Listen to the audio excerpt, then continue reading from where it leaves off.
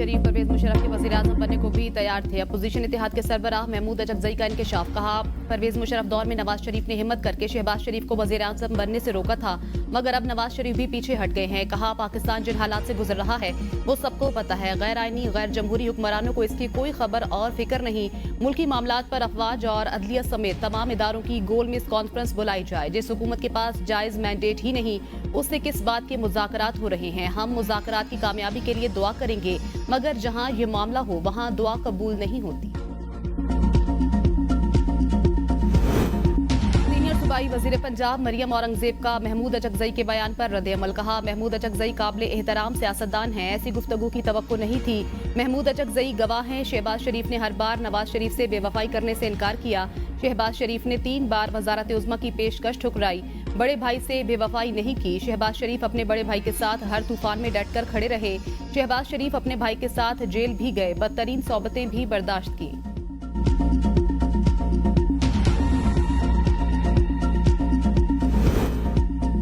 दुश्मन जो है वो घात लगाए बैठा है। यहाँ पर उनके जो घुसपैठी पाकिस्तान में मौजूद हैं, ख़ास तौर पर केपी के बाज़ इलाकों में, वहाँ पर पाकिस्तान के ख़िलाफ़ साजिशें बुनी जा रही हैं। उनमें जो ख़ारजी हाथ, उसका हमें अच्छी तरह इल्म है कि कौन कौन ममालिक उनको वहाँ पर उनको सपोर्ट मिल रही है। सूबे मिलकर वफाक के साथ और हमारे जो दिफाई इदारे हैं पाकिस्तान आर्मी के साथ मिलकर हम एक मजबूत प्लान बनाएं, जहाँ पर पाकिस्तान की बेहतरी, पाकिस्तान की खुशहाली का ताल्लुक़ हो। तो बतौर वज़ीर-ए-आज़म आप यकीन करें कि मेरी कोई लाइक्स और डिसलाइक्स पर नहीं है। फितना खारिज का मुकम्मल सफाया करने का वक्त आ गया। दुश्मन घात लगाकर बैठा है। चंद रोज पहले सरहद पार से हमला हुआ, जिसका मुंह तोड़ जवाब दिया गया। वज़ीर-ए-आज़म शहबाज शरीफ कहते हैं, यहाँ भी दुश्मन के घुसपैठिए मौजूद हैं। खास तौर पर खैबर पख्तूनख्वा के बाज़ इलाकों में, बलोचिस्तान में पाकिस्तान के खिलाफ जो साजिशें बुनी जा रही हैं उनमें खारजी हाथ है। हमें अच्छी तरह इल्म है किन मुल्कों से उन्हें मदद मिल रही है। सूबे, विफाक और दिफाई इदारे मिलकर एक मजबूत प्लान बनाएं। कौमी मुफाद सबसे अहम है। मुझे 100% यकीन है तमाम अरकान की यही सोच है। बतौर वज़ीर-ए-आज़म मेरी कोई जाती पसंद नापसंद नहीं।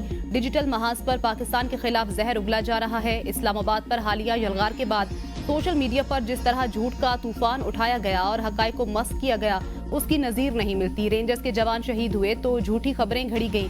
इसका सद्देबाब नहीं करेंगे तो तरक्की की तमाम कोशिशें देर बुर्द हो जाएंगी। पाकिस्तान से बाहर दोस्तनुमा दुश्मन और मुल्क दुश्मन एजेंट सोशल मीडिया पर मुहिम चला रहे हैं। ये एक बड़ा चैलेंज बन चुका है। सूबे और प्रोपेगेंडे की रोकथाम के लिए किरदार अदा करें।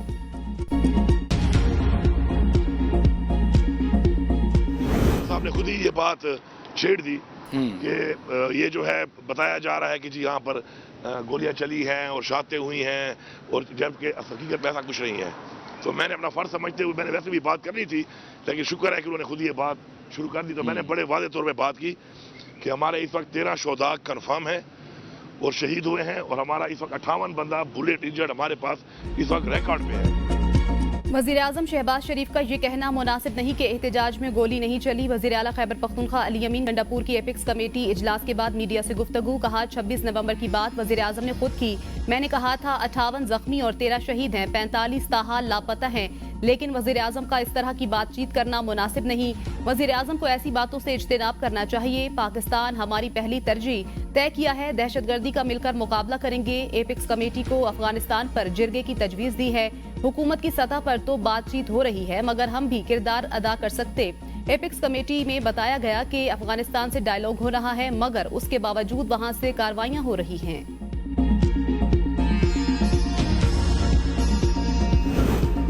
एपिक्स कमेटी इजलास की कार्रवाई खुफिया होती है, किसी को भी तबसरा नहीं करना चाहिए। एहसन इकबाल का अली अमीन गंडापुर के बयान पर रद्द-ए-अमल।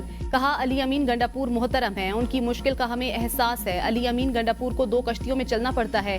एक तरफ वजीर आला, दूसरी तरफ अपनी पार्टी को भी खुश रखना है। कुछ बयानात सियासी होते हैं और कुछ काम होता है जो सरकारी होता है। सरकारी और सियासी काम का फर्क जानकर जियो।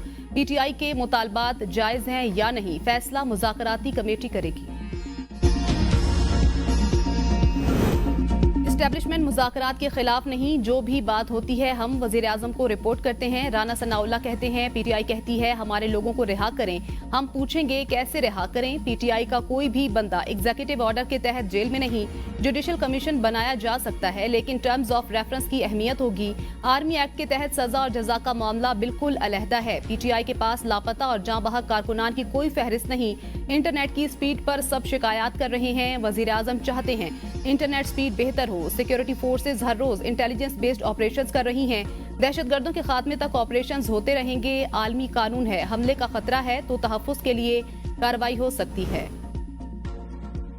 बानी पीटीआई को बनीगाला मुंतकिली की ऑफर हुई, लेकिन वो आखिरी सियासी असीर की रिहाई तक बाहर नहीं आएंगे। शेख वकास अकरम कहते हैं हमारी मुलाकात होगी तो ऑफर देने वाले का पूछ लेंगे। हम अदालती निजाम के तहत जेलों से बाहर आना चाहते हैं। 190 मिलियन पाउंड केस है ही नहीं, हाई कोर्ट पहली या दूसरी पेशी पर ही उड़ा देगी। अदालतों पर असर अंदाज होना बंद हो जाए तो 90% केसेस खत्म हो जाएंगे। हम मुज़ाकरात किसी डील के लिए नहीं कर रहे, ना कोई डील मांग रहे हैं। बानी पीटीआई को सिर्फ अल्लाह से उम्मीद है, उनके साथ आवाम है, उन्हें किसी मुदाखलत की जरूरत नहीं। सिविल नाफरमानी की तहरीक का पहला मरहला जारी है और जारी रहेगा। सियासी असीरों को रिहा किया जाता है तो फिर इस पर सोचा जा सकता है। सियासी जमातों के दरमियान मुज़ाकरात जमहूरी अमल का अहम जुज़्व हैं। मौलाना फजलुर रहमान कहते हैं अफाम व तफहीम से गुरेज और मुज़ाकरात से इनकार गैर जमहूरी रवैया है।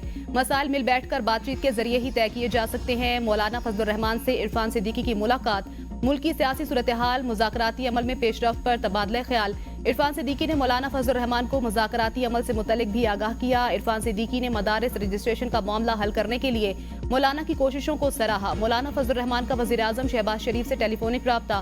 सूबों में दीनी मदारिस रजिस्ट्रेशन की कानून साजी के लिए वज़ीर आज़म से किरदार अदा करने की दरख्वास्त। वज़ीर आज़म ने भरपूर हिमायत की, वज़ीर आला से राब्ता की यकीन दहानी कराई।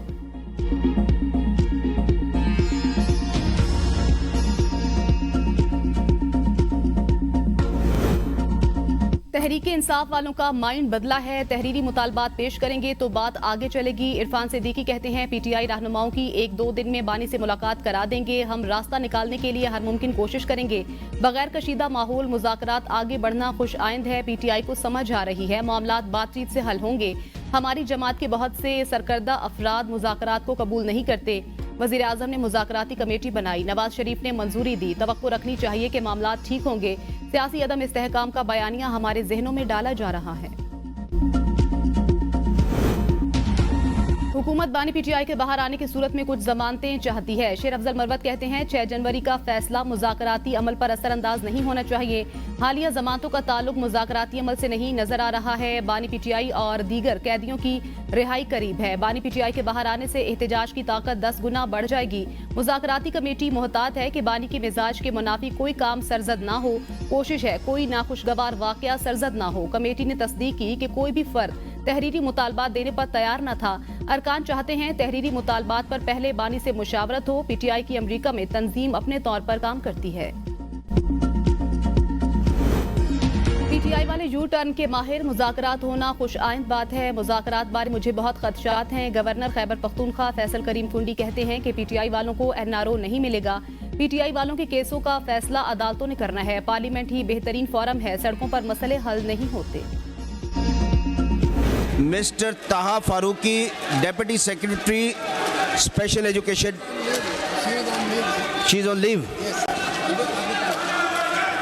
तो इस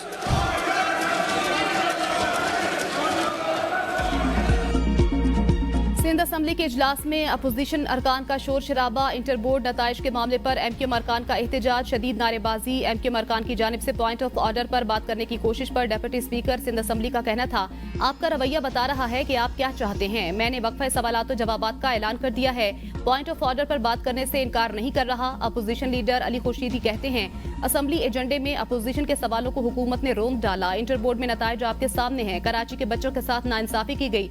एमक्यूएम अरकान को कराची के मसले पर बात नहीं करने दी गई। जमात इस्लामी और सुन्नी इत्तेहाद ने हुकूमत की बी टीम होने का सबूत दिया।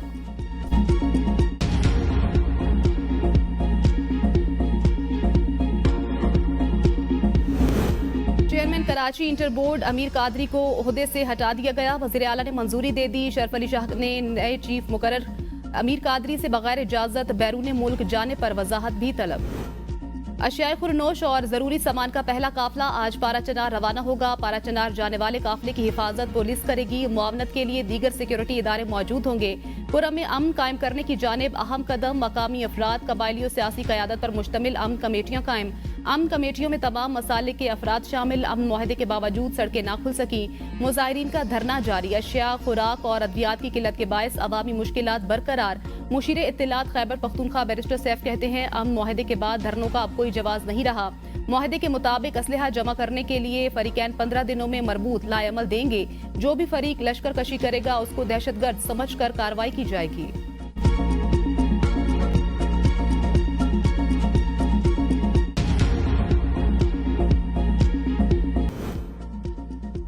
मुज़ाकरात के बारे में हमारा बड़ा क्लियर बयानिया आ चुका। अपोजिशन लीडर उमर अयूब की मीडिया से गुफ्तगू। कहा, हमने 2 पॉइंट्स रखे हैं। बानी पीटीआई, शाह महमूद और तमाम असीरान को रिहा किया जाए। 9 मई और 26 नवंबर की तहकीकात के लिए कमीशन की तश्कील का कहा है। बानी पीटीआई तक हमारी रसाई होनी चाहिए। बानी पीटीआई पर कोई केस बनता ही नहीं। बानी पीटीआई को गैर कानूनी तौर पर जेल में रखा गया है। डी चौक में एहतजाज केस में उमर अयूब की अबूरी जमानत में 9 जनवरी तक तौसी। उमर अयूब के खिलाफ थाना कोराल में मुकदमा दर्ज है। पीटीआई वाले एक हाथ से माफीनामा लिखते हैं तो दूसरी तरफ धमकियां देते हैं। वजीर इत्तलात पंजाब अज़मा बुखारी की प्रेस कॉन्फ्रेंस। कहा, माफी उनको मिलती है जो माफी मांगे। ये लोग फिर से 9 मई दोहराने के लिए तैयार हैं। 9 मई करने वालों की अब भी उनकी सरपरस्ती हासिल है। वजीर आला हाउस पेशावर में इन फसादियों के लिए तकरीब रखी गई। पीटीआई ने मासूम बच्चों का इंतशारी सियासत का ईंधन बनाया। जेल इस्लाहाती कमेटी पर तनकीद करते हुए अज़मा बुखारी ने कहा कि इस कमेटी का वाहिद मकसद बानी पीटीआई के सेल में घुसना है। उन्हें पख्तूनख्वा की जेल नजर क्यों नहीं आती। मुल्क को अमन की जरूरत। तहरीक इंसाफ ने नेक नियति से मुज़ाकरात का आगाज किया। शाह महमूद कुरैशी की सहाफियों से गैर रस्मी गुफ्तगू। कहा, हम जो मुतालबा कर रहे हैं 2 नकात पर है।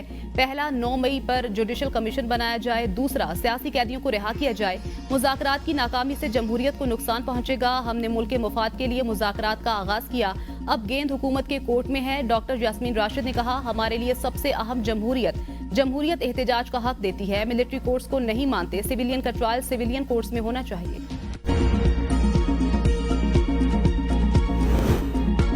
जुडिशल कमीशन का इजलास 17 जनवरी को तलब। इजलास में इस्लामाबाद हाईकोर्ट और बलूचिस्तान हाईकोर्ट में एडिशनल जजेस की तैनातियों पर गौर होगा। सिंध हाईकोर्ट में एडिशनल जजेस की तैनाती का इजलास 23 जनवरी। पेशावर हाईकोर्ट में एडिशनल जजेस की तैनाती का इजलास 1 फरवरी। लाहौर हाईकोर्ट में एडिशनल जजेस की तैनाती का इजलास 6 फरवरी को होगा। इस्लामाबाद हाईकोर्ट में 4, सिंध हाईकोर्ट में 12, लाहौर हाईकोर्ट में 10, पेशावर हाईकोर्ट में 9 और बलूचिस्तान हाईकोर्ट में 3 एडिशनल के लिए नामजदगियों पर गौर होगा।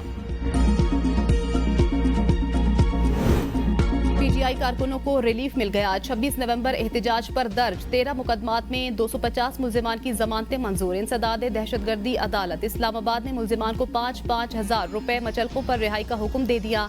150 मुल्जिमान की जमानत की दरखास्तें खारिज। थाना बनीगाला के मुकदमे में 18 मुल्जिमान की जमानत बाद अज गिरफ्तारी मंजूर। थाना कोहसार के मुकदमे में 43 मुल्जिमान की जमानतें मंजूर। 1 मुल्जिम की दरखास्त खारिज। थाना शहजाद टाउन के मुकदमे में 9 मुल्जिमान की दरखास्त जमानतें मंजूर। थाना नून में 17 मुल्जिमान की जमानतें मंजूर। 1 मुल्जिम की दरखास्त खारिज। थाना आपारा के मुकदमे में 70 मुल्जिमान की जमानतें मंजूर। 25 मुल्जिमान की दरखास्तें जमानतें खारिज की गईं। बानी पीटीआई की रिहाई हुकूमत के साथ मुज़ाकरात के जरिए नहीं, अदालत से होगी। बानी पीटीआई के वकील फैसल चौधरी की एबीएन न्यूज के प्रोग्राम सुबह की सोच में गुफ्तगू। कहा, हम कोई गैर कानूनी मुतालबा नहीं करेंगे। हम चाहते हैं कि 26वीं तरमीम को वापस लिया जाए। बानी पीटीआई की तकरीर नशर करने पर पाबंदी आयद खत्म की जाए। हम चाहते हैं मुज़ाकरात कामयाब हों, लेकिन गैर संजीदगी की बातें करने वाले मुज़ाकरात सबूताज करना चाहते हैं। ये वो साजिशी अनासिर हैं जो नहीं चाहते कि मुल्क तरक्की करे। पंजाब बहुत जल्द खित्ते में आईटी हब बनेगा। वजीर आला पंजाब मरियम नवाज कहती हैं, अपने बच्चों को आईटी में सबसे बेहतर देखना चाहते हैं। वजीर आला से चीन के आला सतह के वफ्द की पंजाब हाउस इस्लामाबाद में मुलाकात में चीन जो कि जनरल कोऑर्डिनेटर बराए आईसीटी हब स्कॉरलिट और डिप्टी सीईओ के शामिल चेंग जो की $700 मिलियन की इन्वेस्टमेंट पर वजीर आला ने असूली मंजूरी दे दी। चेंग जो हुकूमत के ताउन से ई टैक्सी सर्विस का जल्द आगाज करेगी। वजीर आला पंजाब की नवाज शरीफ आईटी सिटी में चीनी कंपनी कंप्यूटिंग सेंटर कायम करने की भी मंजूरी। नवाज शरीफ आईटी सिटी में डेटा और क्लाउड सेंटर कायम करने पर इत्तेफाक। वफाकी वजीर दाखिला मोहसिन नकवी का नेशनल पुलिस अकेडमी का दौरा, अपग्रेडेशन का ऐलान। वजीर दाखिला ने अकेडमी, हॉस्टल और मेस का तफसीली मुआयना किया। वजीर दाखिला ने जेर तरबियत अफसरान से मुलाकात की और उनसे सहूलतों से मुतल्लिक दरियाफ्त किया। वजीर दाखिला ने नेशनल पुलिस अकेडमी का मास्टर प्लान भी तलब कर लिया। कहा, नेशनल पुलिस फाउंडेशन की जानिब से 25 करोड़ का चेक जल्द NPA के हवाले कर दिया जाएगा। नेशनल पुलिस अकेडमी को माली तौर पर खुद मुख्तार इदारा बनाना है। नेशनल पुलिस अकेडमी की तंजीम नौ के काम को 3 माह में मुकम्मल करने की हिदायत। सेनेट की कायमा कमेटी बराए तालीम और तरबियत का इजलास, chairman HEC doctor Mukhtar Ahmed और कमेटी की रुकन सेनेटर फौजिया अरशद के दरमियान तल्ख कलामी। सेनेटर फौजिया अरशद ने कहा, मुझे जाती तौर पर पॉइंट आउट ना करें। वाइस चांसलर वफाकी उर्दू यूनिवर्सिटी ने कहा, मैं तस्लीम करता हूँ यूनिवर्सिटी के मसाइल हैं। वफाकी उर्दू यूनिवर्सिटी की बदकिस्मती रही कि कभी मुस्तकिल वाइस चांसलर नहीं रहे। सेनेटर कामरान मुर्तजा ने कहा, यह सिर्फ एक यूनिवर्सिटी नहीं बल्कि मुल्क की मुतादिद यूनिवर्सिटीज का मसला है कि तनख्वाहें नहीं दी जा रही। चेयरमैन HEC ने कहा, 2017 और 18 का बजट 65 बिलियन था। उर्दू यूनिवर्सिटी मसाइल की अमा जगह है। यूनिवर्सिटी में कुछ ग्रुप्स बहुत ताकतवर हैं। कमेटी का कौमी कॉन्फ्रेंस बराए तालीम बुलाने का फैसला, तमाम सूबों के वुज़राए आला और सूबाई वुज़राए तालीम को तलब कर लिया गया।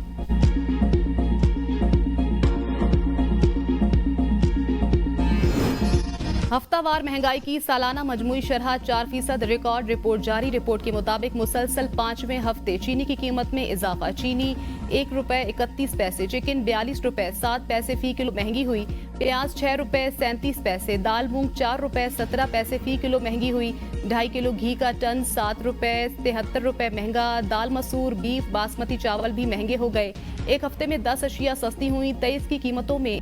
चीन में कोरोना के 5 साल बाद एक और वायरस तेजी से फैलने लगा। मुतासर अफराद को नज़ला और कोरोना जैसी अलामात की शिकायत। अस्पताल मरीजों से भर गए।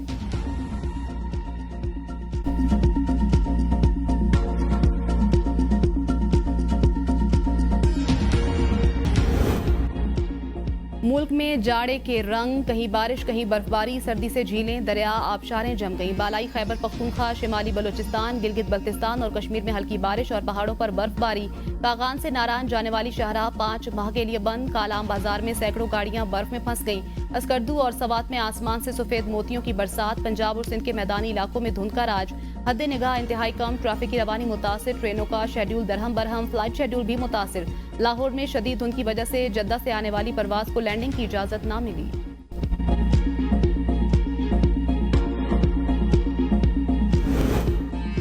और बसारत की नेमत से महरूम अफराद के रस्मुल खत। ब्रेल का आलमी दिन। रस्मुल खत के मौजिद लुइस ब्रेल को खराज तहसीन। ब्रेल ने नाबीना अफराद के लिए इल्म, मवासलात और आज़ादी के दरवाजे खोले।